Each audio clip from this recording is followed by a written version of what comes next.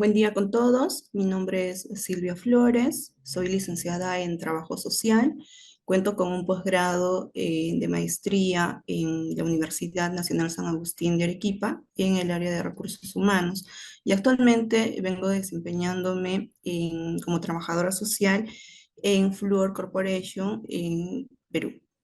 Bueno, en esta oportunidad voy a hablar de un tema muy importante, como es la gestión de prestaciones económicas, y espero que esta clase pueda ayudarlos a retroalimentarse y aprender aspectos que son muy importantes y que se viven en el día a día, ya sea para quienes laboren en el ámbito empresarial o quizá en entidades públicas, ¿no? Y que es muy necesario saber estos temas, y principalmente para quienes laboramos en el área de recursos humanos. Vamos a comenzar con el temario de esta clase. Primero explicaré acerca de las consideraciones generales, las normativas que rigen las prestaciones o subsidios, qué es lo que debemos tener en cuenta para acceder a estos subsidios. Asimismo, las formas de pago y hasta cuándo tenemos como plazo para cobrarlos o si no para solicitar un reembolso en caso de los empleadores.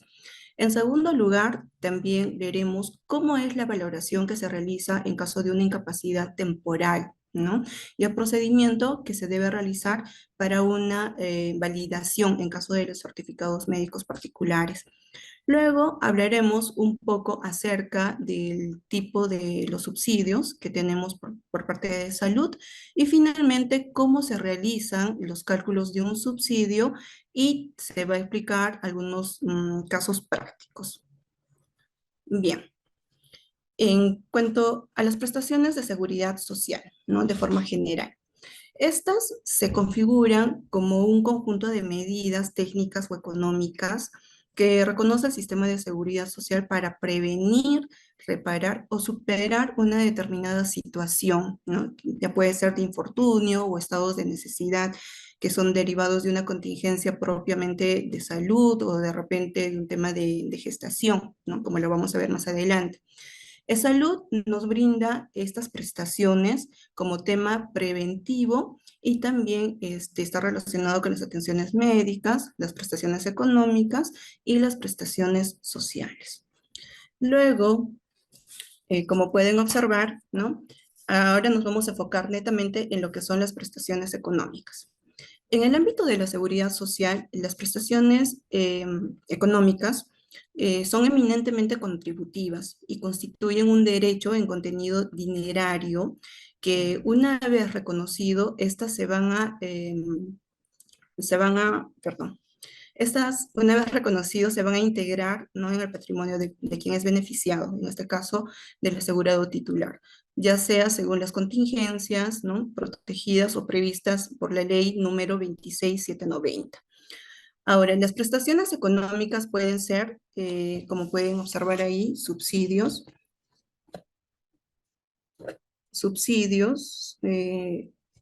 que son pagos periódicos que tienen limitaciones en tiempo y una duración máxima, las pensiones, que son devengos periódicos y de duración vitalicia o hasta alcanzar una edad determinada, ¿no? En el caso del SSTR, de pago único, que es una entrega de única cantidad de dinero, en el caso de una lactancia y el sepelio. Y finalmente las indemnizaciones, ¿no? Que son las prestaciones abonables por una sola vez en el caso del SSTR. En cuanto a la normativa legal, ¿sí? Se tiene como ley madre, como lo había mencionado anteriormente, a la ley 26790, que es la ley de la modernización de la seguridad social en salud, ¿no? Y en su artículo 9 de prestaciones económicas, y en el artículo 12, que es del derecho de los subsidios de incapacidad temporal y maternidad y lactancia, ¿no? Esta ley regula todos los procedimientos, todos los derechos a los cuales puede acceder el asegurado titular en caso de prestaciones económicas. Como pueden observar en la lámina, aquí tenemos un compendio de las prestaciones económicas, ¿sí? Que cada una tiene su reglamento, donde se especifican los procedimientos para todos los subsidios. Todas estas modificaciones, bueno, en torno a lo que hubo a lo largo de estos años, ¿sí? Ha habido regulaciones, modificaciones a fin de que estos subsidios puedan llegar de mejor manera o beneficiar de mejor manera a los asegurados titulares. Por ejemplo,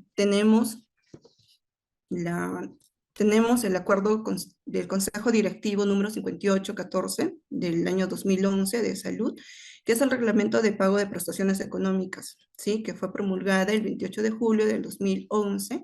Este reglamento regula el otorgamiento de prestaciones económicas correspondientes a los asegurados regulares de regímenes especiales, asegurados agrarios y otros que se determinen por ley o acuerdo del Consejo Directivo. Luego tenemos la directiva número 008, GG Salud, del año 2012, que es la norma complementaria al reglamento de pago de resolución 612 de salud del 2012, también promulgada el año 2012, el 16 de noviembre.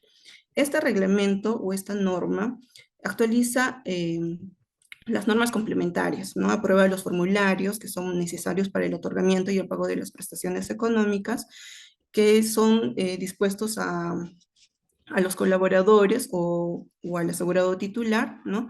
Para que estos puedan cobrar lo que son los subsidios. Y además, también se dispone que en caso que el empleador tuviera deudas exigibles con el salud, este podrá retener la totalidad o en parte de los subsidios. En este caso, hace referencia a las aportaciones que realiza el empleador por cada uno de sus empleados.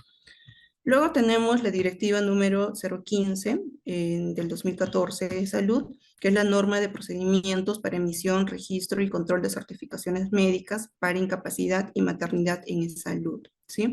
Esta norma fue promulgada el 23 de diciembre del 2014 y esta norma adecua las normas, los procedimientos complementarios para la distribución y emisión, registro y control de los certificados de incapacidad temporal para el trabajo. ¿Sí? En este caso, se va a especificar las validaciones que debemos realizar de los certificados médicos particulares para obtener el CIT de salud. Ahora, vamos a observar un poco, ¿no? Cómo es que se otorgan las prestaciones económicas. Para estas prestaciones económicas se debe considerar ciertos requisitos, ¿no? Por ejemplo, tener un número de aportes mínimos anteriores al mes de la contingencia. Y acá en el cuadro ustedes pueden observar, ¿no? El tipo de asegurado, por ejemplo, un trabajador regular, ¿sí? Para acceder a un beneficio o a un subsidio, debe tener 3 aportaciones consecutivas o 4 aportaciones no consecutivas dentro de los 6 meses anteriores al mes de la contingencia. ¿Con esto qué quiere decir? ¿No? Si el asegurado titular se enfermó en el mes de marzo, ya del 2022, o de repente hubo un tema de un accidente, ¿no? También en marzo del 2022, entonces las aportaciones a contabilizarse son de febrero hacia atrás, ¿sí? Se debe tener en cuenta los 6 meses últimos, ¿no? Anteriores a la contingencia. Entonces debe figurar ahí estas aportaciones, 3 consecutivas o si no 4 no consecutivas. Lo mismo sucede en el caso del trabajador agrario, pero en este caso se considera los 12 meses anteriores, o sea, un año atrás, ¿no? Al mes de la contingencia. Igual, en el caso del trabajador pesquero afiliado, son 2 consecutivos dentro de los 6 meses. Bueno, ellos tienen otras consideraciones. También está el tema del asegurado pescador y procesador pesquero artesanal, que debe tener 3 contribuciones consecutivas. En el caso de ellos son 2 meses o si no 3 meses consecutivos dentro de los 6 o 3 meses, ¿sí? Luego, otra consideración que debemos tener es que el asegurado titular debe tener vínculo laboral al momento de la contingencia, ¿sí? Si el trabajador o el colaborador tuvo una enfermedad, hubo un tema de gestación quizá, entonces el inicio de esa contingencia, por decir, es en este mes, en el mes de marzo del 2023, entonces este mes o estos días esa persona debería de tener vínculo laboral, ¿sí? Para poder acceder a estas prestaciones económicas. Ahora, adicionalmente, ¿no? Por accidente, la norma bien claro lo indica. Así sea el primer día de estar vinculado laboralmente y sucede un accidente, basta que exista esta afiliación. Ustedes saben que al momento de que una persona ingresa a laborar, ¿no? Esta persona tiene que ser dado de alta, ¿sí? En el registro de la empresa. Entonces, esa alta tiene una fecha de inicio. Y si es el primer día que se incorporó a laborar y sucedió el accidente, entonces este trabajador o esta persona va a poder gozar del subsidio de incapacidad en este caso, ¿sí? Ahora, por tema de maternidad, ¿sí? En la maternidad se debe tener muy en cuenta que al momento de la concepción, o sea, el mes cero, esta trabajadora gestante debe estar afiliada, ¿sí? A salud o debe tener vínculo laboral. Entonces, esas dos consideraciones adicionales es muy importante tenerlos en cuenta. En cuanto a las formas de pago, ¿sí? Ustedes pueden observar en la pantalla que tenemos el pago directo, es decir, que Salud paga directamente al asegurado titular. Esta se da cuando nos referimos a un subsidio de lactancia o sepelio, ¿sí? Y en caso del pago mediante reembolso, es decir, cuando el empleador paga a su asegurado titular la totalidad de los días de incapacidad previo cumplimiento de los requisitos, obviamente, ¿no? Que se ha mencionado anteriormente, Salud va a reembolsar los subsidios de los montos pagados que el empleador realiza a su trabajador, ya sea de acuerdo a la modalidad. Ahora, pueden observar ustedes que debemos tener en cuenta que por una excepción, Salud paga directamente los subsidios de incapacidad temporal y maternidad a los trabajadores de unidades ejecutoras del sector público, ¿sí? Si Juanita, por ejemplo, trabaja, no sé, se me ocurre en el MINSA, en el Poder Judicial, entonces como son entidades del Estado y si sucede un tema de incapacidad temporal o un tema de maternidad, entonces el pago que Salud va a realizar al trabajador es de forma directa. ¿Sí? Acá no va a haber un tema de reembolso, que la empresa va a tener que realizar las gestiones, no, sino que el pago es directamente al trabajador. Ahora, como lo había mencionado anteriormente, ¿no? Salud paga en caso de reembolsos al empleador porque el empleador va a pagar directamente a su trabajador y esto generalmente se da en el régimen de construcción civil, en el sector privado, ¿sí? Y esto obviamente va a ser previo cumplimiento de los requisitos establecidos. Bien, al referirnos a las prescripciones de derecho de pago, ¿sí? Nos referimos al plazo que nosotros tenemos para poder realizar las gestiones de los subsidios según se presenten los casos. Por ejemplo, acá tenemos la incapacidad temporal, ¿sí? ¿Cuándo prescribe este derecho? Esto va a prescribir o va a finalizar, ¿no? Cuando se cumplen los 6 meses contados a partir de la fecha en que termina el periodo de incapacidad. ¿Sí? Ejemplo, si la incapacidad temporal de un trabajador X finalizó el 28 de febrero del 2023, ¿sí? Entonces, a partir del 1 de marzo del 2023, tengo 6 meses en adelante para poder realizar la gestión del subsidio por incapacidad temporal, ¿sí? Luego tenemos la maternidad y la lactancia. En el caso de estos dos subsidios, ¿cómo se considera? Si el término de la maternidad es igual, fue el 28 de febrero del 2023, ¿sí? Entonces se tiene también ahí 6 meses más para que se pueda cobrar esta maternidad o este subsidio, perdón. Ahora, muchos dicen en el tema de la lactancia que solamente se tienen 90 días, ¿sí? Pero estos 90 días también igual se consideran a partir de que finaliza el periodo de maternidad, ¿sí? Entonces, la maternidad ustedes saben que son 98 días, o si no 128 días en caso de partos múltiples, eso se va a explicar más adelante, pero cuando se finalice este periodo de maternidad, se tiene estos 6 meses posteriores para poder cobrar estos subsidios de maternidad y lactancia, ¿ya? Luego tenemos el tema del sepelio. Igual cuando sucede el fallecimiento del asegurado titular, también se tiene 6 meses contados a partir de la fecha en que fallece el asegurado titular, ¿sí? Pasado estos plazos, estos periodos, simplemente Salud tiene toda la potestad de decirte de que tu subsidio no procede y por lo tanto, o sea, no va a haber ningún pago directo o pago de reembolso que vaya a realizar. Ahora, otro punto muy importante es que debemos tener presente que para solicitar un subsidio en caso de incapacidad temporal y maternidad, ¿sí? Salud nos va a exigir que presentemos el certificado de incapacidad temporal para el trabajo, ¿sí? Y acá es muy importante que se realice un trámite adicional en caso de que la persona, el asegurado titular, tenga una atención médica privada, o de repente si la empresa contrató un EPS, ¿no? Para sus colaboradores y el colaborador es atendido por esta EPS, entonces le van a entregar un certificado médico privado, un certificado médico particular. Y este certificado va a tener que pasar por esta gestión de validación ante salud, ¿sí? Para esto también se debe tener estas consideraciones. Se debe presentar el expediente propiamente dicho de la validación, ¿no? 30 días después de emitido el certificado médico. Es decir, que tengo hasta 30 días, ¿no? Para poder realizar mi validación de certificado médico por un SIT.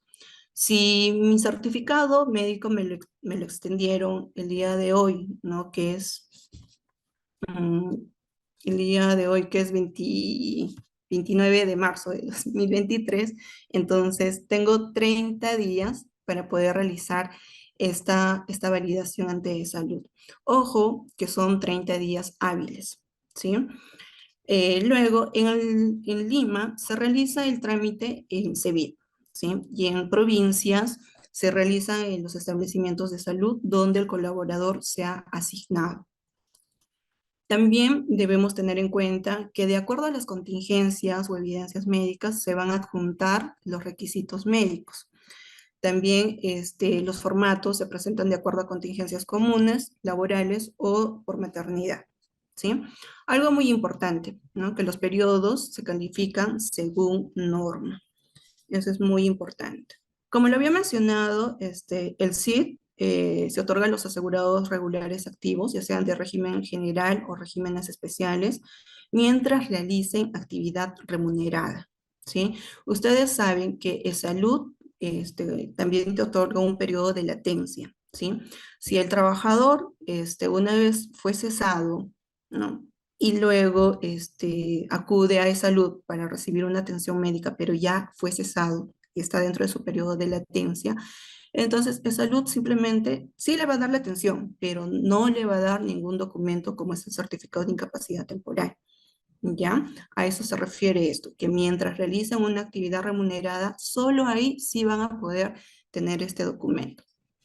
Ahora, como les había mencionado, ¿no? El CIT, el Certificado de Incapacidad Temporal, es el documento oficial para certificar la incapacidad temporal y está vinculado al pago de un subsidio. Por otro lado, ¿no? También debemos tener en cuenta que el subsidio por incapacidad temporal se otorga a partir del 21º día.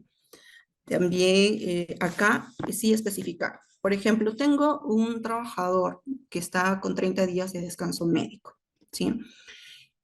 Los 20 primeros días son certificados médicos particulares emitidos, ¿no? Estos 20 primeros días no va a ser necesario que sean validados por eSalud, ¿no? Pero sí tienen que estar correctamente emitidos.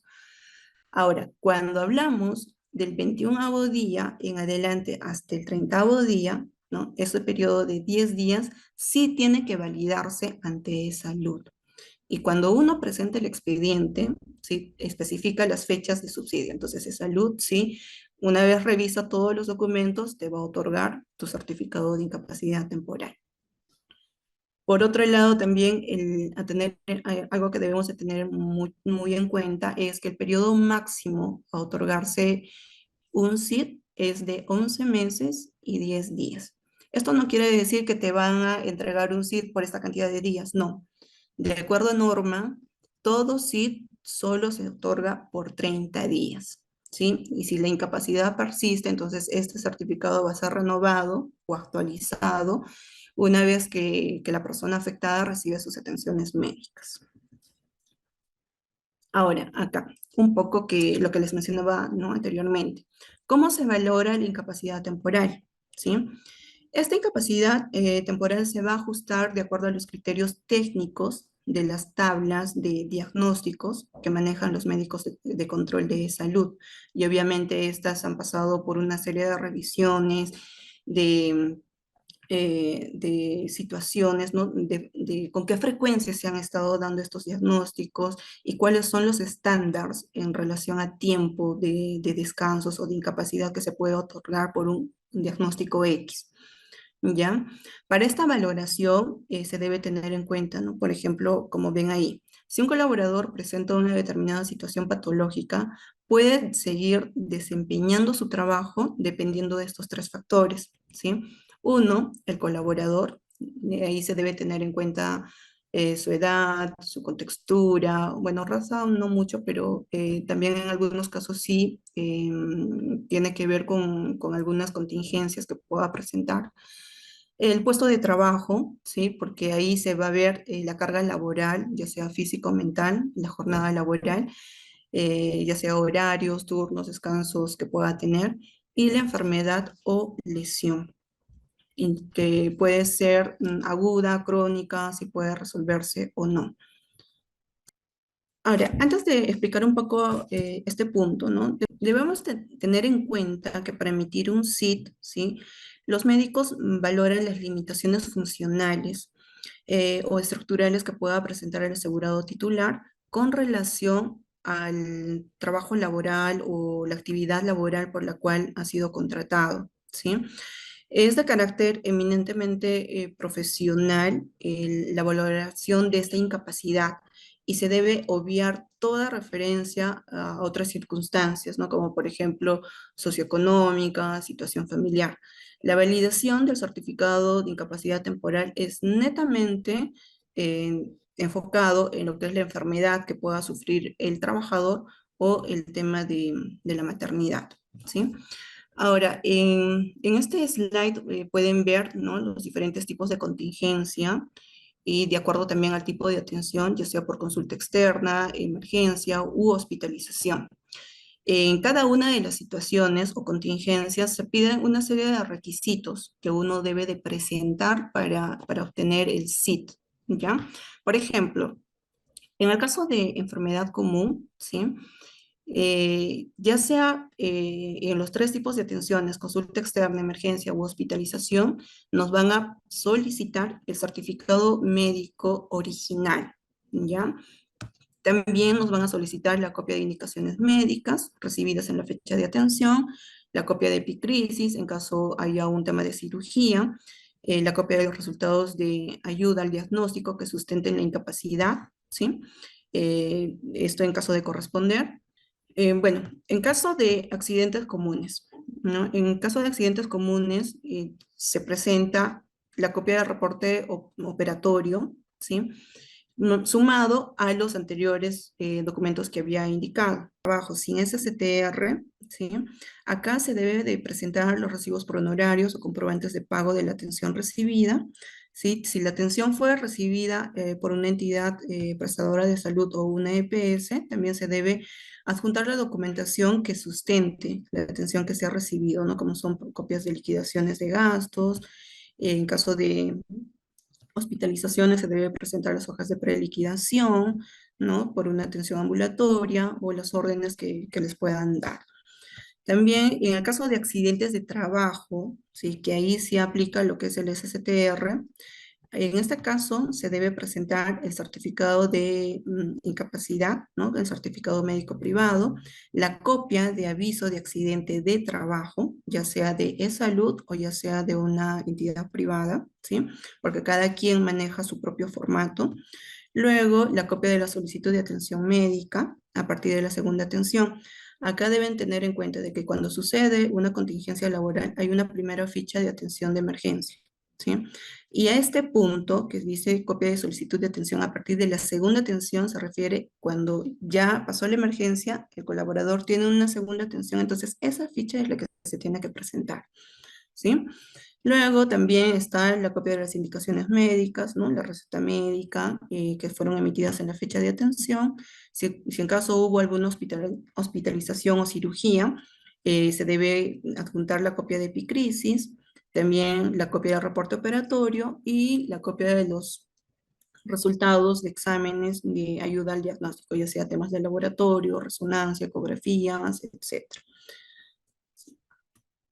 Luego, en el caso de la maternidad, ¿sí? En este caso, se debe de presentar el certificado médico original, que incluya la fecha última de regla, la fecha probable de parto y la fecha en que está iniciando la maternidad propiamente dicha, ¿sí? En caso de embarazo prolongado, el certificado debe incluir el diagnóstico prolongado. Esto lo tiene que especificar el médico que está llevando los controles de la gestante, ¿sí? También, adicional a este certificado, te pide la copia de informe ecográfico del tercer trimestre, quiere decir de la 28 semana a la 42, ya antes de que nazca el bebé. Luego está el informe médico tratante del neonato y copia de certificado de defunción, ¿no? En caso suceda el fallecimiento del bebé. El acta de nacimiento, partida de nacimiento, ¿no? Luego también, si el DNI lo tramitan de forma rápida, igual no se puede adjuntar el DNI en caso de que sea posterior al parto. Como saben, la maternidad se puede extender en caso de que sea parto múltiple.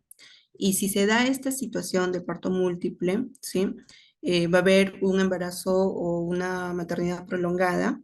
En este caso se va a tener que presentar también el comprobante de pago, ¿no? De las atenciones recibidas en caso del embarazo prolongado. Adicionalmente a esto, si la trabajadora gestante ha recibido atención por una EPS, ¿sí? Se debe adjuntar el informe médico de postergación del descanso por maternidad en caso de diferimiento.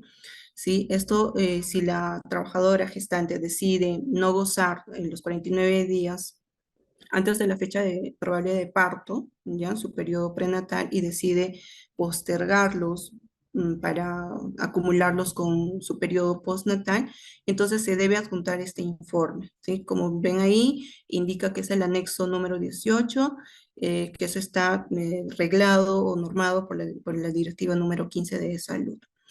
En caso de accidentes de tránsito, ¿sí? Se debe presentar el certificado médico original, ¿no? Copia del parte policial o copia de la póliza del SOAT. Y adicionalmente la copia de la receta médica, de la fecha de atención, copia de epicrisis si ha habido un tema de cirugía, hospitalización, ¿no? El reporte operatorio, copia de los resultados de los exámenes, ya sean laboratorios, ecografías, etc. En el caso de un niño con discapacidad, en este caso, solo se debe de presentar el certificado médico original que confirme la discapacidad permanente del recién nacido. Estos son los documentos que se debe tener en cuenta, ¿no? Al momento de armar el expediente para una validación propiamente dicha. Como ven, en todos los casos, en todas las contingencias, se presenta el certificado médico original, que es el certificado médico particular que otorga el doctor o el especialista que ha tratado a la persona que ha tenido la contingencia. Acá, ustedes pueden observar que este es el formulario actual que se está utilizando para las validaciones de las diferentes contingencias. Ahí pueden observar, ¿no? Primero se llena la información del asegurado titular, ¿no? Acá se llena el DNI, los nombres, correo electrónico, número de celular, y en segundo recuadro se colocan los datos de la empresa. Ahora, en este punto te pide justamente el trabajo habitual o la ocupación que realiza la persona que está solicitando la validación. ¿Por qué? Como les había mencionado anteriormente, el médico de control va a tomar en cuenta, ¿no? El trabajador, el tipo de ocupación que tiene y la incapacidad por la cual están otorgando este certificado y si esta incapacidad va a afectar o no a su trabajo habitual, ¿ya? Es por eso que es muy importante que este recuadro que les mencionaba de trabajo habitual también coloquen, o sea, la labor real que realiza el empleado afectado, ¿ya? Luego acá, como ustedes habrán visto en el anterior cuadro, acá por ejemplo dice código, ¿no? Cada contingencia tiene un código. Ese código va a ir en este recuadro de contingencia. Si es una enfermedad, va a ir el código 05. Si es un accidente común, va a ir el código 02, ¿no? Si es una enfermedad común, va a ir el código 01. Y acá se tiene que detallar el periodo a validar, ¿sí? El inicio, el fin y el total de días. Y finalmente acá se coloca el número de la cantidad de hojas que se está presentando en el expediente. Y con ello simplemente se presenta a e-salud, ya sea a CEBIT o a los diferentes establecimientos de salud donde el colaborador esté asignado, se presenta este documento. Bueno, eso es en relación a las validaciones de los certificados médicos particulares. Bien, a continuación vamos a detallar cada una de las modalidades o tipos de subsidios. Primeramente, vamos a abordar lo que es el subsidio por incapacidad temporal. La incapacidad temporal es aquella situación que debido a una enfermedad o accidente ya sea de trabajo o no, ¿sí? Se le va a otorgar un descanso médico por incapacidad, ¿sí? Luego de que el colaborador va a recibir sus atenciones médicas y que esta va a impedir que el colaborador realice sus trabajos de forma regular. Ahora, y esto va relacionado también a lo anterior mencionado. Todo descanso médico debe tener tres componentes para ser validado, ¿no? El daño a la salud, que es la alteración patológica que produce un impedimento o una limitación funcional. La incapacidad propiamente para el puesto de trabajo, ¿no? El colaborador no puede realizar tareas por las cuales ha sido contratado.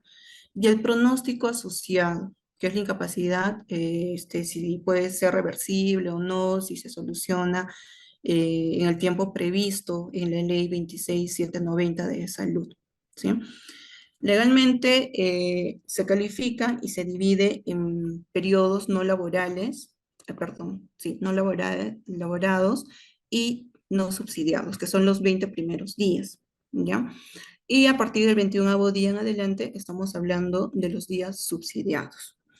Para el subsidio de incapacidad temporal se debe cumplir las siguientes condiciones: contar con vínculo laboral al momento del goce de la prestación. En caso de accidente, solo es necesario que exista la afiliación. El asegurado debe tener vínculo laboral al momento de iniciar la incapacidad, ¿sí? Esos son los puntos muy importantes. Debemos recordar, ¿no?, que la enfermedad y el accidente común no guardan relación con los siniestros laborales. La enfermedad profesional y el accidente de trabajo están regulados por las normas técnicas del SSTR. Los siniestros comunes siempre deben ser calificados por COMESI, ¿no?, en caso de que haya una incapacidad extensa. Y como les había mencionado, o sea, no debe sobrepasar los 11 meses y 10 días. Y si sucediera ese caso, que es muy extremo, ya hay otra gestión, otro trámite que se tiene que realizar. En el caso de las contingencias laborales, ¿no?, los siniestros laborales, estos no son calificados por COMESI, ¿sí? Eso es lo que debemos de tener en cuenta. Ahora, de acuerdo a norma, nos indica que el empleador, ¿sí?, va a cubrir los 20 primeros días de la incapacidad. Estos 20 primeros días, ¿sí?, pueden ser acumulables en el año, ya sea de forma consecutiva o de forma no consecutiva, pero estos se contabilizan de forma anual. Salud va a cubrir a partir del 21º día en adelante hasta un máximo plazo de 11 meses y 10 días, ¿no?, que en total son 340 días, o hasta los 18 meses no consecutivos, que son 540 días, en el curso de 36 meses. ¿Sí? Acá en el gráfico, ¿no?, pueden observar los 20 primeros días a cargo del empleador y a partir del 21º día hasta el 31 de diciembre, que culmina el año, ¿sí?, está a cargo de salud. Bien. En cuanto a COMESI, ¿sí? Los casos se trasladan a la Comisión Médica Calificadora de Incapacidades, COMECI, según la Ley 26790, cuando el asegurado presenta, ¿no?, un impedimento ocasionado por la enfermedad, ya sea por una lesión o secuela que es configurada como irrecuperable, ¿no?, de forma permanente. El pronóstico de la enfermedad es incierto, ¿sí? Para ello, el trabajador o la persona incapacitada debe estar en tratamiento en salud, ¿no?, presente un grave deterioro de la capacidad laboral en relación con el trabajo que realiza, ya sea de forma anatómica o funcional, ¿no? Haya secuelas definitivas o presumiblemente que generen impedimento permanente. En el dictamen se valoran las limitaciones funcionales o estructurales en relación con la actividad laboral, ¿ya? Ahora, acá hay un anuncio muy importante, ¿sí? En caso que una persona que ya esté en proceso de tener un resultado de COMECI no temporal, ¿no?, o más días de descanso médico sin reembolso, en lugar de esperar a emisión de COMECI, debe ir solicitando su preevaluación en la AFP para solicitar su invalidez, ¿no?, o para calificar invalidez. Esto no es sujeto a cese, ya que el proceso un poco demora, ¿no? Ahora, debemos de tener en cuenta de que la primera evaluación de COMECI se realiza a los 150 días, ¿ya? Si el trabajador, ¿no?, o la persona sigue incapacitada y ya ha excedido estos 150 días de subsidio, entonces corresponde una primera evaluación ante COMECI. Ahora, si la incapacidad permanece, continúa, una vez se cumplan los 340 días que se había mencionado anteriormente, que es el tiempo máximo, ahí, o sea, ya o bien lo declaran como una incapacidad permanente, ¿no? Ahí ya entra a tallar esta pequeña sugerencia, que se puede ir adelantando a, a solicitar una evaluación ante la AFP para calificar esta invalidez, ¿ya? Los criterios de la COMECI para emitir un IMESI. Un IMESI es el informe que emite la Comisión Médica, ¿ya? Es el anexo 09, es el documento que emite la COMECI según la ley 26790. En este caso, los documentos que se emiten, ¿no?, para el traslado de la COMECI, para la calificación de la naturaleza de la incapacidad del asegurado, tienen mucho que ver las opiniones de los médicos que van a evaluar el expediente que se presenta, el médico tratante o el médico de control, ¿no? Esto se va a registrar en el anexo 4, una vez se realice la junta de médicos. Con este informe de evaluación médica, ¿no?, se va a remitir las evidencias médicas a la COMECI de la red, porque cada lugar, cada región tiene esta junta de médicos, ¿no?, esta COMECI, esta comisión médica, quien luego de revisar la documentación calificará la incapacidad del asegurado y lo va a emitir en este anexo 9 que les había mencionado, ¿sí? Y para los criterios técnicos que ellos tienen en cuenta es el impedimento configurado e irrecuperable, el tratamiento de larga data, sobrepasa los 340 días, el pronóstico es incierto, ¿no? No hay una respuesta favorable al tratamiento de los diagnósticos de incapacidad temporal consecutivos, y en el caso también de los 90 días de diagnósticos de incapacidad temporal no consecutivos. ¿Sí? Entonces, solo en esos casos se puede emitir este IMESI y mucho depende de las opiniones médicas de la Junta de Médicos. Acá ustedes pueden observar un ejemplo, ¿no?, de la contabilización de los 20 primeros días, ¿no?, del descanso médico que es asumido por el empleador y los descansos a partir del 21º día en adelante. Eh, los descansos médicos, les había mencionado, son acumulables en el año, pueden ser ya sea de forma consecutiva o de forma no consecutiva, pero una vez que se cumplen los 20 días, ahí por norma la empresa cumple con su función de pagar, de cubrir pero a partir del 21 día en adelante ya es un tema netamente de salud. Ahora, en caso del subsidio por maternidad, ¿sí? El subsidio por maternidad es el monto de dinero al que tienen derecho las trabajadoras gestantes, ¿sí? En actividad, que están con vínculo laboral. Esto a fin de resarcir el lucro cesante como consecuencia del alumbramiento y las necesidades del cuidado del recién nacido.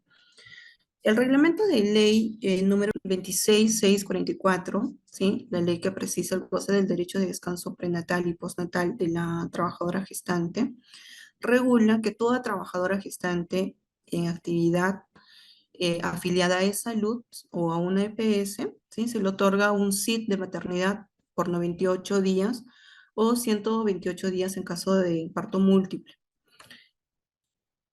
Esta se va a expedir a partir de la semana 30 de gestación, ¿sí? Que son más o menos 7 meses y medio. Un requisito muy importante es tener vínculo laboral, ¿sí? Y aportes en el mes cero.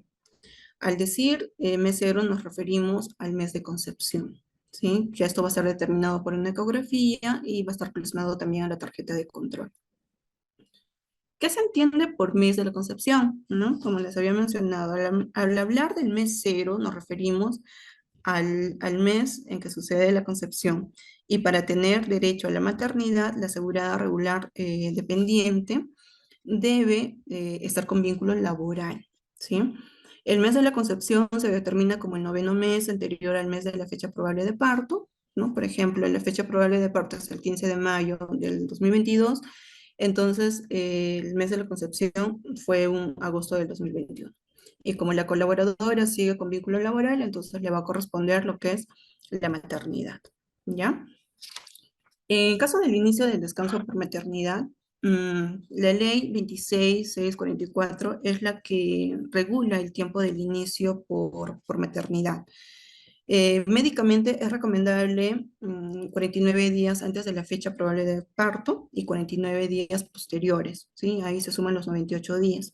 Ahora, si la asegurada solicita diferir la fecha del inicio del descanso, su médico tiene que evaluar, ¿sí? Que no haya ningún riesgo en lo que vaya a realizar su trabajo y obviamente bajo esa evaluación puede postergar el inicio por tiempo que considere, ¿no? El médico y a sugerencia o a solicitud de la trabajadora. La fecha de inicio indicada en el certificado médico es invariable. Una vez que ya se emite el certificado médico, ¿no? Con fecha de inicio, por ejemplo, no sé, 28 de febrero de 2023, entonces se respeta esa fecha. Y a partir de esa fecha es que se va a cobrar lo que es el subsidio por maternidad, ¿ya? Como máximo, se va a iniciar el descanso por maternidad en la fecha de parto, ¿sí? Ya no se puede postergar más allá de esta fecha. En cuanto al aplazamiento del descanso prenatal, ¿sí? Según norma, la colaboradora gestante puede diferir todo o en parte el goce del descanso prenatal, en cuyo caso el número de días naturales se difiera, ¿sí? Estos se van a acumular en el descanso postnatal. Para dicho efecto, la colaboradora tiene que comunicar a su empleador, por lo menos con 2 meses de anticipación antes de la fecha probable de parto, indicando el número de días que desea acumular en el periodo postnatal. Y obviamente esto tiene que estar también autorizado por su médico tratante. Debe presentar el informe médico en el que certifique que la postergación no le va a afectar en nada a ella, ¿no? Como trabajadora gestante y tampoco al concebido. Ahora, ¿cómo se otorga el subsidio por maternidad? ¿Ya? Como pueden observar en este slide, el subsidio se otorga de la siguiente manera, ¿sí? Puede ser en dos armadas iguales, ¿no? Y en cada una de ellas se reembolsará por un periodo de 49 días, ¿ya? El documento o el expediente se debe presentar al término de los primeros 49 días. Recuerden de que salud para reembolsar, para pagar el subsidio por maternidad, tiene que verificar los aportes que realiza el empleador. Mientras no verifique los aportes, ¿no? de los meses anteriores al periodo que está solicitando el subsidio, Simplemente salud no te va a otorgar ningún reembolso hasta que verifique en su sistema que el empleador ha realizado el aporte por esa persona que se está solicitando el subsidio. Es por eso que la primera armada se solicita al término de los primeros 49 días. La segunda armada, igual, ¿sí? Se presenta al vencimiento de los 98 días subsidiados. O tienes también otra forma de solicitar ese subsidio, ¿no? Ya no presentarlo por armada, sino presentar por la totalidad del periodo subsidiado en una sola armada al vencimiento de los 98 días de subsidio. Ahora, en el caso de que haya una extensión de 128 días, ¿no? En el caso de parto múltiple, ¿sí? Esto también se va a presentar, el expediente se va a presentar al culminar estos 128 días. Solo así se va a poder gozar de este subsidio, ya sea por pago directo o por reembolso. Acá especificando un poco acerca del subsidio por maternidad en caso de parto múltiple, ¿sí? Se tiene la ley número 29992 y su reglamento del año 2015, donde indica que en caso de que la madre gestante tenga un parto múltiple o quizá el recién nacido nazca con una discapacidad, ¿sí? Se van a adicionar 30 días adicionales a estos 98 días, que en total serían los 128 días. Ahora, los casos especiales para otorgar un subsidio de maternidad, ¿sí? Como casos especiales tenemos, ¿no? Cuando el parto se produce después de la semana 30, no es necesario que el niño nazca vivo. Quiere decir que si el alumbramiento se produce después de la semana 30 de gestación, la madre trabajadora tendrá derecho al descanso por maternidad, aun cuando el concebido no nazca vivo, ¿sí? A eso se refiere este primer punto. Luego tenemos cuando el parto se produce entre la semana 22 y la semana 30, el niño debe nacer vivo y sobrevivir más de 72 horas. Quiere decir que el goce del descanso por maternidad, en este caso, se encuentra condicionado a que el concebido nazca vivo y sobreviva más de 72 horas. Esto cuando se produce, ¿no? En la semana 22 y la semana 30, ¿ya? Esas son las consideraciones o los casos especiales. Luego tenemos lo que es el subsidio por lactancia, ¿sí? Este subsidio por lactancia indica que se otorga un monto de dinero a la madre, ¿ya? Para contribuir al cuidado del recién nacido. Ante el fallecimiento de la madre o abandono, ¿no? El dinero se entrega al padre o a la institución que tuviera bajo tutela a este recién nacido. En caso de que la madre sea menor de edad y soltera y sin título oficial que le autorice a ejercer una profesión u oficio, el subsidio se pagará a través de su madre, padre o tutor, quien deberá presentar una copia, mostrar el original del documento que acredita como tal, ¿no? Que son estos familiares directos de esta menor de edad. ¿Cuál es el monto del subsidio por lactancia? ¿Sí? El monto se equivale a 820 soles por bebé nacido, ¿sí? En caso de parto múltiple, el subsidio por lactancia se abonará en forma individual por cada hijo. Si nacieron gemelos, entonces me van a pagar 820 soles por cada bebé.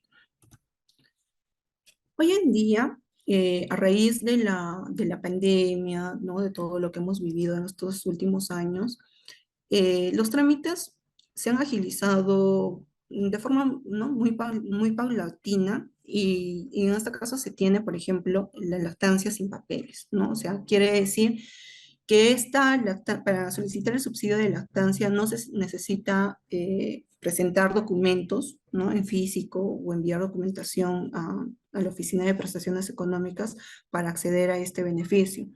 Simplemente con que el bebé nazca en un hospital del MINSA, una clínica particular, hospitales de las Fuerzas Armadas que cuentan con el sistema de certificado, perdón, con el sistema de registro del certificado de nacido vivo en línea, ¿sí? Solo en esos casos ¿no? Ellos, como realizan la digitación directa, el registro directo, entonces va a salir de forma automática el pago de esta lactancia. Entonces, lo que ustedes, ¿no?, tienen que hacer es ingresar a la página que se indica acá, de salud.gov.p Smart Lactancia, y ahí colocar el número del DNI de la madre beneficiaria, ¿no?, el código CAPTCHA y consultar. Cuando la lactancia ha sido gestionada por estas entidades anteriormente mencionadas, entonces, donde indica subsidio por lactancia en este sector, va a salir todos los detalles de la beneficiada y a partir de cuándo se puede cobrar, ¿ya? Y en qué institución bancaria. Ahora, deben tener en cuenta de que para cobrar este subsidio por lactancia solo se tiene el plazo de 20 días hábiles, ¿sí? Pasado este tiempo, si la madre, si la nueva madre, ¿no? O la trabajadora no ha realizado su cobro en la entidad bancaria, entonces este dinero va a extornarse a e-salud, va a devolverse a e-salud. Y para ello uno va a tener que realizar otro trámite adicional que es la reactivación de la lactancia, ¿no? O sea, mientras no se vence el plazo de los 6 meses, como les había mencionado anteriormente, tenemos todo ese tiempo para poder tramitar la lactancia, ¿sí? Pero para cobrar la lactancia, una vez que ya se tramitó, solo se tiene 20 días hábiles, ¿sí? No confundirse en estos periodos porque son dos cosas diferentes. El trámite, la gestión, y luego el cobro, propiamente dicho. Luego tenemos el subsidio por sepelio. En este caso, el subsidio por sepelio se otorga en caso de fallecimiento del asegurado titular, ¿sí? No dependientes. En este caso, el monto que se paga es de 2.070 soles. Como les había mencionado, es solo cuando fallece el asegurado titular. Si la esposa de Juanito, que es el asegurado titular, falleció, entonces simplemente no corresponde porque la esposa de Juanito no trabajaba, simplemente era una derechohabiente, por ejemplo, ¿sí?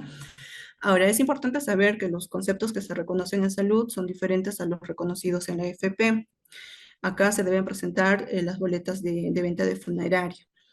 El monto que se establece de los 2.070 soles es definido por el Consejo Directivo de Salud y se otorga a quien efectuó los gastos, perdón, hay un error. El monto corresponde a los comprobantes presentados. Consideraciones a tener en cuenta, ¿no? Salud no otorga la prestación por sepelio si la muerte es por un accidente de trabajo o enfermedad profesional, ¿sí? En este caso, si se diera esta situación, esta contingencia, para eso tenemos un seguro complementario de trabajo de riesgo, un SSTR, ya sea de salud o ya sea de forma privada, ¿ya? Ahora, en cuanto a los cálculos de subsidio, ¿sí? Debemos de tener en cuenta que los trámites de subsidio se basan en promedios de conceptos remunerativos que considera en salud. Nuestras remuneraciones muchas veces están divididas, ¿no?, en remuneraciones propiamente dichas, o sea, el valor monetario como tal, y los conceptos no remunerativos. Es decir, que no entran al cálculo en la mayoría de beneficios que recibimos de nuestro empleador, ¿sí? Como son los vales de alimentos, incentivos, etc. En este caso, el subsidio por incapacidad temporal y maternidad va a equivaler al promedio diario de las remuneraciones de los últimos 12 meses inmediatamente anteriores al mes en que inicia la contingencia, multiplicado por el número de días de goce de la prestación, ¿ya? Si el total de los meses de afiliación es menor a los 12 meses, el promedio se determinará en función al tiempo de aportación del afiliado. Si el trabajador está laborando recién, no sé, 5 meses, entonces se toma ese tiempo como punto de partida. También, otro punto importante, ¿no?, que nos dice acá, al formulario 1040 se debe adjuntar una hoja adicional, que muchas oficinas de prestaciones económicas a nivel nacional te solicitan, y algunas no también, pero sí sería bueno elaborar de todas maneras esta hoja de las 12 remuneraciones anteriores, ¿no? Iniciados al inicio de la contingencia, que debe ser firmada por el asegurado y la entidad empleadora. Esto va a ser como una constatación, ¿no? De que son los aportes que se han realizado por el empleador y que estos meses son los que van a entrar al cálculo del subsidio. Por ejemplo, acá tenemos los conceptos remunerativos que sí entran al cálculo y los conceptos no remunerativos que no se consideran, ¿no? Ahí están, por ejemplo, dentro de los remunerativos, la remuneración básica, la asignación familiar, bonificaciones regulares, los destajos, horas extras, bonos, subsidios, ¿no? Si es que ha habido un subsidio anterior al subsidio actual, ¿no? El incremento por trabajo nocturno, sabemos que por norma tienen un pago adicional, el valor de la alimentación principal, ojo, no son los valores de alimentaciones secundarias que se brindan, sino que es de la alimentación principal, ¿no? En caso sea otorgada en especies o valor por parte del empleador. Luego, los conceptos no remunerativos, o sea, los que no debemos de considerar para el cálculo son las bonificaciones, gratificaciones por Navidad o fiestas patrias, bonificaciones extraordinarias, utilidades, canastas de Navidad, refrigerio, movilidad, gastos de representación, asignación escolar, bonos de fallecimiento, retenciones judiciales. Esos, hay que tener muy en cuenta esos dos tipos de conceptos remunerativos, ¿no? O no remunerativos, porque son muy importantes al momento de realizar el cálculo. Esto según la Carta Circular número 011 del año 2003. Ahora, la base para el cálculo es la remuneración mensual. Sí, como lo había mencionado, excluyendo las gratificaciones de fiestas patrias y Navidad. Ahora, se debe tener en cuenta la remuneración computable, ¿sí? Que es la remuneración que recibe el trabajador como prestación de su trabajo, no como prestación de su servicio o labor. Luego tenemos la remuneración regular, que es lo que había indicado anteriormente también, eh, que pueden ser los demás conceptos remunerativos, luego las horas extras, sobre tiempos y toda compensación de labor extraordinaria. Ahora, debemos de tener en cuenta, ¿no? Que de haber percibido, por ejemplo, haberlas percibido cuando menos 6 meses en el periodo de 12 meses anteriores al mes de la contingencia. Si tuviera menor número de meses de afiliación, haberlas percibido en no menos del 50% de los meses en que ha laborado el trabajador. Ejemplo, si el trabajador ya dentro de los 12 últimos meses percibe el pago de las horas extras en 4 meses, dentro de esos 12 últimos, ¿ya? No va a entrar dentro del cálculo, ¿ya? Pero si este concepto lo ha percibido dentro de los 7 meses, ¿no? Que corresponde a los 12 meses anteriores al mes de la contingencia, entonces sí entra a un tema de cálculo. Estas son las fórmulas de cálculo del subsidio por tipo de asegurado. ¿No? En el caso del asegurado titular, esta es la ley que la rige, la 28791, se toman las 12 últimas remuneraciones, luego se divide entre los 360 días del año y por el número de días subsidiados. ¿Ya? Lo mismo con el trabajador agrario, se toma en cuenta las últimas 4 remuneraciones, se divide entre 120 días y por el número total de días subsidiados, perdón. Y de igual manera, en el caso del trabajador pesquero exafiliado y el pescador y procesador pesquero artesanal, también se toma en cuenta las 4 últimas remuneraciones o ingresos económicos, se divide entre 120, que equivale a esos 4 meses, por el número de días a subsidiar. Ahora, ¿cuándo y por qué razón se pierde el derecho a subsidio? ¿No? Cuando existe abandono o incumplimiento del tratamiento a las prescripciones médicas, ¿sí? Esa es una causa. Luego, por pérdida del vínculo laboral o cuando durante el periodo del subsidio se realiza labor remunerada, ¿sí? Estos tres puntos o estas tres causas originan que se pierda el derecho a este subsidio, ya sea maternidad, ya sea incapacidad temporal. Ahora vamos a hablar un poco de algunos casos prácticos de cómo se solicita el tema de los subsidios, ya sea por incapacidad temporal o por maternidad. Por ejemplo, antes, ¿no? La recepción de expedientes en la salud. Eh, Todas las solicitudes se reciben previa identificación de los solicitantes, ¿no? Y oportunidad de presentación. En la salud se comprueba, ¿no? Que estén debidamente registrados los datos de la solicitud y que coincidan con la información de los aplicativos de salud.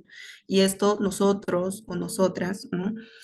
Como encargadas directas de realizar los trámites, debemos de ser muy cuidadosas en el llenado del formulario, en el tema del cálculo, ¿no? El tema de los datos del trabajador. Y debemos de ser bien meticulosas porque salud es bien exquisita al momento de recibir los expedientes o de revisar los expedientes, ¿sí? Verificar la firma, ¿no?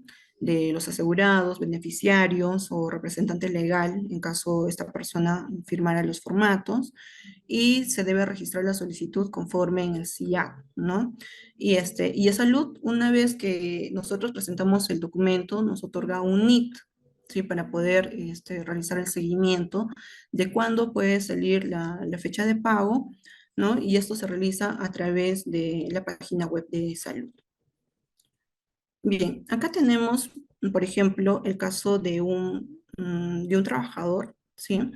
Que le otorgan un CIT, un certificado de incapacidad temporal, a partir del 20 de noviembre al 18 de diciembre del 2022, ¿sí?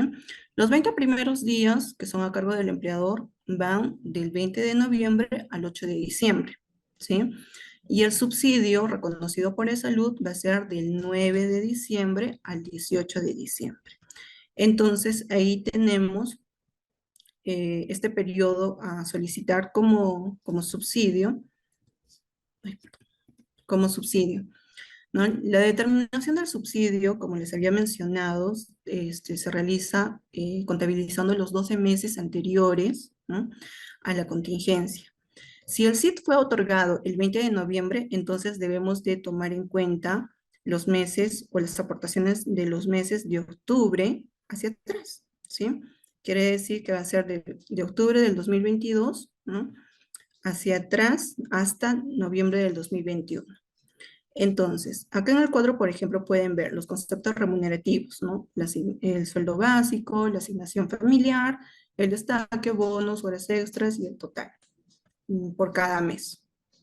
Entonces, se hace la sumatoria de forma mensual de todos los conceptos remunerativos y de forma anual este colaborador, o por este colaborador se pagan, ¿no? Los 52.425.04. Para sacar el subsidio diario habíamos indicado que el total de las remuneraciones se divide entre 360 días, ¿sí? Y luego se multiplica por la cantidad de días a subsidiar. Y esa es la operación que se ha realizado en este cuadro, ¿sí? Dividimos los 52.425.04 entre 360, nos va a dar el subsidio diario de 145.63. Y este se va a multiplicar por los 9 días que vamos a solicitar como subsidio, ¿sí? Entonces, el total de subsidio que vamos a solicitar por estos 9 días va a ser de 1.310.63. Bueno, acá lo consideré con los decimales, pero debemos de tener en cuenta de que en e-salud, ¿sí? No se consideran los decimales, sino debemos de calcular a un número entero. En este caso sería el subsidio solicitado de 1.311, ¿sí? Como número entero, cantidad entera. Luego, acá tenemos el ejemplo para una maternidad, ¿sí? Una trabajadora embarazada que tiene más de 3 años laborando, se le otorga el periodo de descanso pre y postnatal, el cual sería de 98 días, ¿ya? Y en el caso de la maternidad, no aplica los 20 primeros días a cargo del empleador. Salud paga directamente, o sea, desde el primer día en que sucede o inicia la maternidad hasta el final, que en este caso sería del 26 de septiembre del 2022 al 1 de enero del 2023. Ahora, en el enunciado ustedes se han dado cuenta que se especifica, ¿no? Que tiene más de 3 años laborando. ¿sí? Y acá debemos de recordar que había un punto importante, ¿no? Que en la maternidad o para gozar el subsidio por maternidad, la trabajadora gestante debió tener vínculo laboral en el mes cero, en el mes de la concepción. Y en este caso, como la colaboradora viene trabajando más de 3 años, entonces sí procede lo que es esta maternidad, ¿sí? Sí le corresponde gozar. Ahora, la determinación del subsidio, igual, ¿no? Los 12 meses anteriores al mes de la contingencia, como en el certificado indica que el inicio de la maternidad es del 26 de septiembre, entonces consideramos un mes anterior, ¿no? Que sería agosto del 2022 para atrás, ¿no? Que sería hasta septiembre del 2021. Igual, de la misma manera, conceptos remunerativos, ¿no? Tienes el sueldo básico, los incentivos, las horas extras y el total. Se realiza la misma operación que les había mencionado anteriormente, y en caso de la incapacidad temporal, se tiene este total de forma anual, ¿no? De 61.271. Se realiza la división entre 360, dándonos como subsidio diario los 170.20 soles. Acá tenemos los días a subsidiar por 49 días, entendiendo que este cálculo va a ser para una primera armada, ¿ya? Entonces, acá el monto total solicitado por los 49 días es de 8.339 soles. En este caso, redondeando, pues serían, ¿no? 8.340 soles. Bien, como pueden observar, los casos o los subsidios o el cálculo también, ¿no? Es de forma sencilla, solo hay que tener en claro qué conceptos debemos de considerar para este cálculo y la fórmula es básica, ¿no? Tener en cuenta cuántos meses de aportaciones tiene. Si, por ejemplo, en este cuadro no hubiera tenido estos 4 primeros meses, sino solo desde enero del 2022 hasta agosto del 2022, entonces en la sumatoria total ya no se divide entre 12, sino se divide entre 8, ¿sí? Y así de forma proporcional. Entonces, de acuerdo a eso, se va realizando todos los diferentes cálculos para incapacidad temporal o para maternidad. Es la misma lógica. Este es el formato que se utiliza actualmente para armar el expediente propiamente dicho. ¿Sí? Una vez que ya realizas tu cálculo, ya tienes tus documentos, ¿sí? Los certificados y capacidad temporal ya validados, si es el caso, ¿no? Se tiene que llenar este formato. ¿Y quién lo llena? Es la responsable o el responsable de solicitar el subsidio. Por ejemplo, acá, ¿no? Van los datos del asegurado titular, acá los datos del empleador, y luego solicitud de prestaciones económicas. Este formato se utiliza tanto para lactancia, sepelio, incapacidad temporal y maternidad, ¿sí? Para los 4 tipos de subsidios. Marca según la contingencia, y en este caso es por una incapacidad temporal, y obviamente va a ser un tema de reembolso, ¿sí? Habíamos dicho de que reembolso, más que todo se da en tema o para colaboradores que están en el sector privado o en construcción civil, ¿ya? Entonces, como es un reembolso, ¿no? Bueno, vamos a asumir que el trabajador labora en una entidad privada.